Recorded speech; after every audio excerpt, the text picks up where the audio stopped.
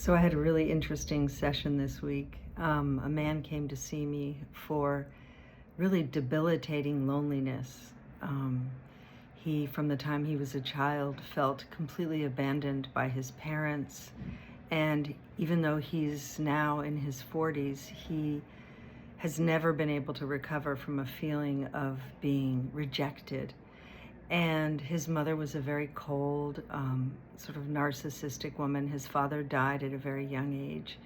And he has been searching his whole life for a sense of belonging and a sense of being needed and being a part of something. So obviously it was a little more complicated than that, but we started out from there. And I want to tell you what happened because you just can't make this stuff up. So the first lifetime he went to, he was a Native American man, and he was standing on top of a beautiful mountain watching the sunset. And he said that the main feeling he had in his body was how huge the universe is. And he seemed like a very spiritual man, but he lived completely alone in a cave. And he had no contact with any other people at all. And he basically just sort of scrapped by in life. He hunted for some meat, he found some fruit or whatever. But he was very alone and felt very alone. So I asked the question, why is this man alone? And so in these hypnotic regressions that I do, we can go forward in time and we can go backwards in time. So I asked him to go backwards in time to the point in his life when he was maybe with a family or with somebody else and how he might have gotten separated from them. And so he went immediately to a terrible scene of chaos where there were a stampede, I think, of buffalo.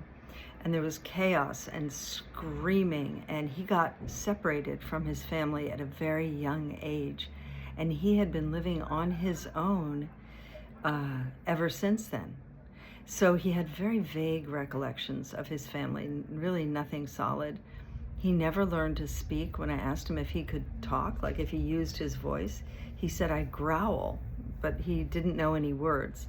So he basically, so this was the cool part, and I have no idea what this means.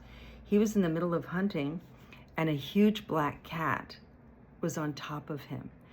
And the cat, rather than killing him, looked into his eyes, and he said he saw something of himself in me, that we were both alone and that we were both just trying to survive. And this cat that had beautiful green eyes became his best friend. And they lived together in the cave and they hunted together. And he said, I took thorns out of his paws and he brought meat home, and they became kind of partnered. My question was this a spirit animal? Because it's hard for me to believe that a black panther / jaguar or whatever would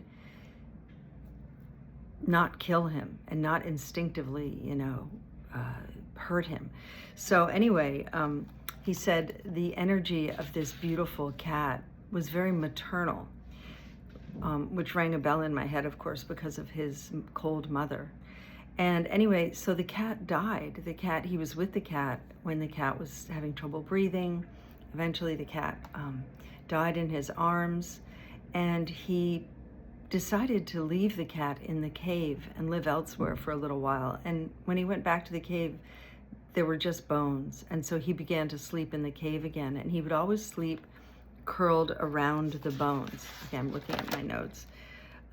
He said she'll return to the earth and to nature. Anyway, we went forward in time, and then he began to die.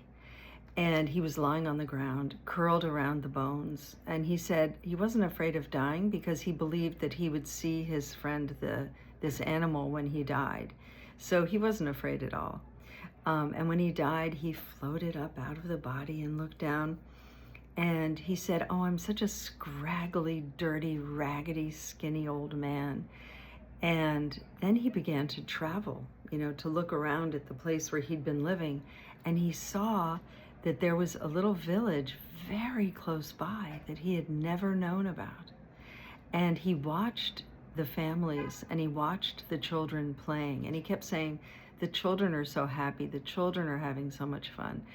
And it gave him such a sense of loneliness. And of course, we immediately realized why he has carried into this lifetime such a feeling of desolation and abandonment. And in fact, he kind of recreated it in this lifetime. And what we figured out was that from a karmic point of view, he literally gave his parents from that lifetime a chance to do the right thing in this lifetime, to kind of mitigate the karma, because his parents in that lifetime, when he was the lost, discarded little boy, were the same parents he had in this lifetime. And they never came to look for him. They just accepted the fact that he was gone, and he felt completely alone. And so I said to him, you're kind of the hero of your own story, because you were willing to come into this life and give your parents a chance to do it right this time and to learn the lesson they should have learned in that life. So that was super duper interesting. One of the other lessons that he learned was that family does not have to be your mother and your father and your brothers and your sisters and your grandparents. Family can be found. So found family is in some ways much more profound than your family of origin. And this animal was his found family. So that was really beautiful. And he actually went to another lifetime too that really was very same pattern, similar pattern. But this is getting too long. So if you're interested, let me know and I'll tell you his other lifetime. So that was that. I thought it was very beautiful, and we did a lot of healing on him, and I hope he feels better. Ciao.